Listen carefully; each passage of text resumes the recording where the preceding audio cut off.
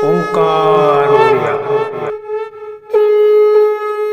नमस्कार फ्रेंड्स, ओंकार ओडिया चैनल रे आपण मानक स्वागत। फ्रेंड्स, आज एक क्षुद्र भिडियो रे जो शक्तिशाली तंत्रोक्त जिनसटी को शेयर करूची याको आपण माने निजर तकिया तले रखिकी शयन करंतु। सही व्यक्तिंकर स्मरणार्थे जहाँ को आपण बशीभूत करने चाहते से पुरुष हूँ बा नारी एवं आपंकर कौन उद्देश्य थाऊ ताहा कौन सी नारी को लेकर संभोग वशीकरण होता अथवा तांकु लेकर आपंकर कौन प्रकार स्वार्थ सिद्धि होता अथवा कौन पुरुष को आपण जदि कौन मंगलकर कार्य व्यवहार करने चाहूँ मात्र से पुरुषटी राजी हो नए होता अथवा आपंकर उपरिस्थ ऑफिसर बॉस भी होता जहाँ को लेकर आपंकर चाकरी कर्मवृत्तिर अग्रगति अच्छी कौन क्षेत्र होता से व्यक्ति पुरुष व नारी स्मरणार्थे यही शक्तिशाली तंत्रोक्त जिनसटी को आपण मैंने निजर तकिया तले रखिक शयन करंतु एवं से राति ही से व्यक्ति नारी व पुरुष स्वप्नाघात हम एवं आपंकर उद्देश्य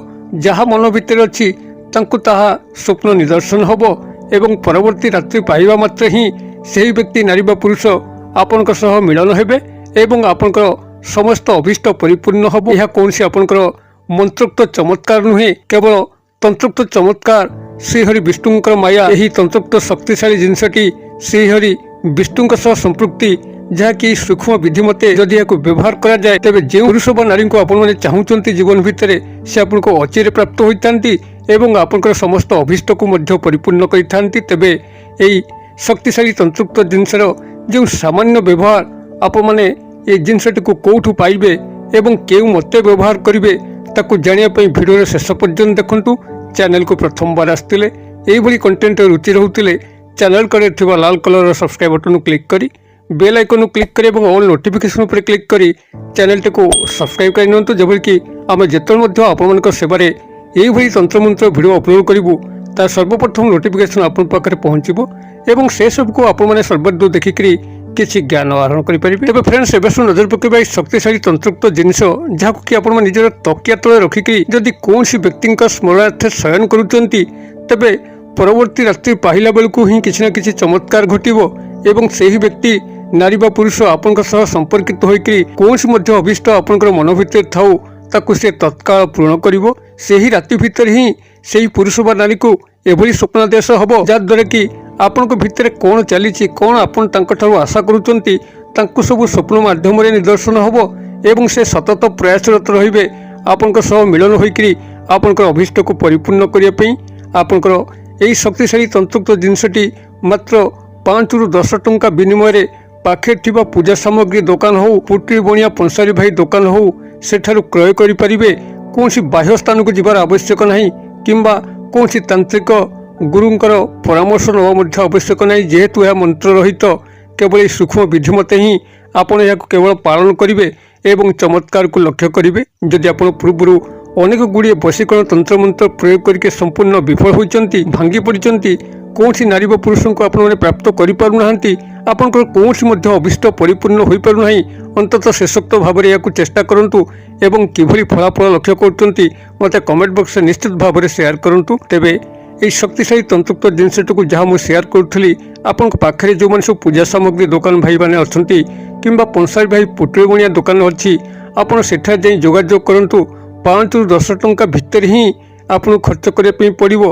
आपंकर यही शक्तिशाली तंत्रोक्त जिनसटी को आपने प्राप्त कर सारापर एथुरु केवल आप 2 गोटी को ही आणवे एवं आणिकी ताको आपंकर जितेबाला रात्रि शयन कौन रात्रि होता आपंकर कौन बारर प्रयोजन नहीं कौन शुभ बेला नक्षत्र प्रयोजन नहीं आपड़ जितेबाला जो दिन आपको इच्छा करें एवं रात्रि जो आपने शयन करने जाऊँ निज शज्या पर बसिक गोटे हाथ पापुली रे गोटे को रखंतु एवं अन्य हाथ पापुली रे आउ गोटे को रखंतु। आपण जदि कौन नारी को चिंता करुचंती तेबे आपनकर बामहस्त पापुली रे थिबा सेही जिनसटी को आपण माने लक्ष्य करिकरी से नारी को गभीर भाव में चिंता करंतु जेभल कि तांको सह आपनकर समस्त संपर्क स्थापन होउची तांको ठारो आपण माने जहा चाहंती ता आपण को अचिरे प्राप्त होउची ता संभव क्रिया होइथाउ किंबा कौन मध्य अभीष्ट को परिपूर्ण करिया पई होइथाउ तार वास्तव चित्र मन को आणतु। आ जदि कौन पुरुष को आपण माने प्राप्त करिकरी कौन मंगलकर कार्य करने चाहते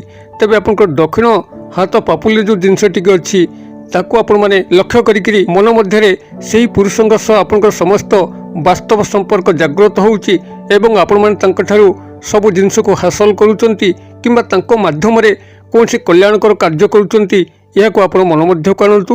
ଯେଭଳି ଭାବରେ ଆପଣଙ୍କର ଭାବନା କେନ୍ଦ୍ରୀଭୂତ ହେଉଛି ଏବଂ ଆପଣଙ୍କୁ ଲାଗୁଛି କି ବାସ୍ତବରେ ତାହା ଘଟି ଚାଲିଛି, ସେତେବେଳେ ଆପଣ এই ଦୁଇ ହାତ ପାପୁଲିରୁ ଏହି ଜିନିଷ ଗୁଡ଼ିକୁ ବାହାର କରିକିରି ତାକୁ ପରସ୍ପର ସହ ସଂଯୁକ୍ତ କରନ୍ତୁ ଏବଂ ତା ଉପରେ ଲାଲ ରେଶମୀ ଫିତାକୁ, ଯାହାକୁ ଆପଣମାନେ ସେହି ପୁଟଲି ବଣିଆ ପୂଜା ସାମଗ୍ରୀ ଦୋକାନରୁ ସଂଗ୍ରହ କରିପାରିବେ, ଆପଣ ସେହି ଲାଲ ରେଶମ ଫିତାକୁ ତା ଉପରେ ଭଲ ଭାବରେ ବାନ୍ଧିକିରି ଆପଣ ନିଜର ତକିଆ ତଳେ ରଖିକି ଶୟନ କରନ୍ତୁ ଏବଂ ରାତ୍ର ତମାମ ସେହି ଏକ ଭାବନାରେ ରୁହନ୍ତୁ ଯେ ତାଙ୍କ ସହ ସେହି ସମ୍ପର୍କ ବାସ୍ତବରେ ଘଟି ସାରିଛି ଏବଂ ଆପଣ ତାଙ୍କଠାରୁ ଯାହା ଚାହୁଁଥିଲେ ତାହା ଆପଣ ପ୍ରାପ୍ତ କରିଛନ୍ତି।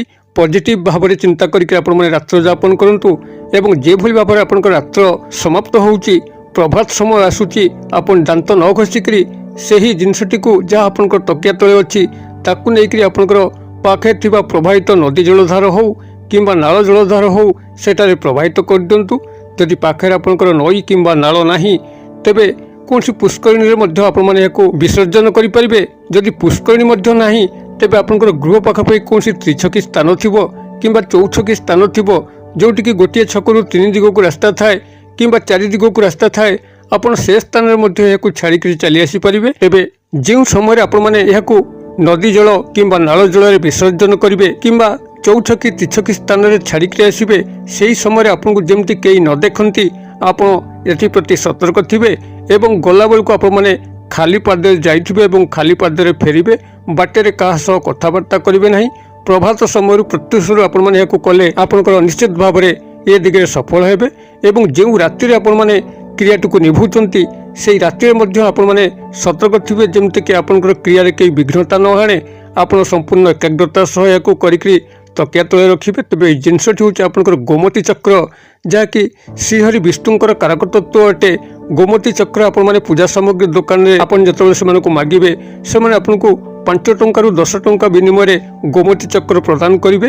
ଆପଣ ଗୋମତୀ ଚକ୍ରରୁ 2 ଗୋଟିଏ ଗୋମତୀ ଚକ୍ରକୁ ଆଣିକିରି ଯେଉଁଭଳି ଭାବେ ବିଧି ନିର୍ଦ୍ଦେଶ କଲି ଆପଣ ସେଇଭଳି ଭାବରେ ଏହାକୁ ପ୍ରୟୋଗ କରିକି ଦେଖନ୍ତୁ। କୌଣସି ମନ୍ତ୍ରର ଭୂମିକା ନାହିଁ, କେବଳ ତନ୍ତ୍ରୋକ୍ତ ଚମତ୍କାର। ଆପଣମାନେ ଏହାକୁ ବିଧିବଦ୍ଧ କରିବା ମାତ୍ରେ ହିଁ ସମ୍ପୃକ୍ତ ନାରୀ ବା ପୁରୁଷଙ୍କର ମନ ମସ୍ତିଷ୍କ ମଧ୍ୟରେ ଏକ ସମ୍ମୋହନ କ୍ରିୟା ସଂଗଠିତ ହେବ। ସେହି ରାତ୍ରରେ ହିଁ ତାଙ୍କ ସ୍ୱପ୍ନାଦେଶ ହେବ। ଆପଣଙ୍କର ସମସ୍ତ ଅଭିଷ୍ଟକୁ ସେ ବଳେ ବଳେ ଜାଣିପାରିବେ ଏବଂ ଆପଣଙ୍କର ସମସ୍ତ ମଙ୍ଗଳ କାମନା ସେହି ବ୍ୟକ୍ତି ନାରୀ ବା ପୁରୁଷଙ୍କର ମାଧ୍ୟମରେ ସଂଗଠିତ ହେବ। କ୍ରିୟାଟିକୁ ଆପଣମାନେ ଗୋଟେ ଥର କରନ୍ତୁ। କିଭଳି ଚମତ୍କାର ଘଟୁଛି ମୋତେ କମେଣ୍ଟ ବକ୍ସରେ ସେୟାର କରନ୍ତୁ। ଭିଡ଼ିଓ ଭଲ ଲାଗୁଥିଲେ ଲାଇକ୍ କରିବା ପାଇଁ ଭୁଲନ୍ତୁ ନାହିଁ, ସାଙ୍ଗସାଥୀ ମହଲରେ ସେୟାର କରିବା ପାଇଁ ମଧ୍ୟ ଭୁଲନ୍ତୁ ନାହିଁ। ଭିଡ଼ିଓର କ୍ଷୁଦ୍ର ପରିସର ମଧ୍ୟରୁ ମୋତେ ଏରିଆ ବିଦାୟ ଦିଅନ୍ତୁ। ପୁଣି ଆପଣମାନଙ୍କ ସହ ଦେଖା ହେବ ଆଉ ଏଇଭଳି ଏକ ଶିକ୍ଷଣୀୟ ଭିଡ଼ିଓରେ। ସେ ପର୍ଯ୍ୟନ୍ତ ଦର୍ଶକ ବନ୍ଧୁ ଆପଣମାନେ ସମସ୍ତେ ମଙ୍ଗଳମୟଙ୍କ କୃପାରୁ ଭଲରେ ଥାନ୍ତୁ। ରହୁଛି। ସର୍ବେ ଭବନ୍ତୁ ସୁଖିନ, ସର୍ବେ ସନ୍ତୁ ନିରାମୟା, ସର୍ବେ ଭଦ୍ରାଣୀ ପଶ୍ୟନ୍ତୁ, ମା କଶ୍ଚିତ୍ ଦୁର୍ଭାଗ୍ୟ ଭବେତ୍। ଓಂ ଶାନ୍ତି, ଓಂ ଶାନ୍ତି, ଓಂ ଶାନ୍ତି।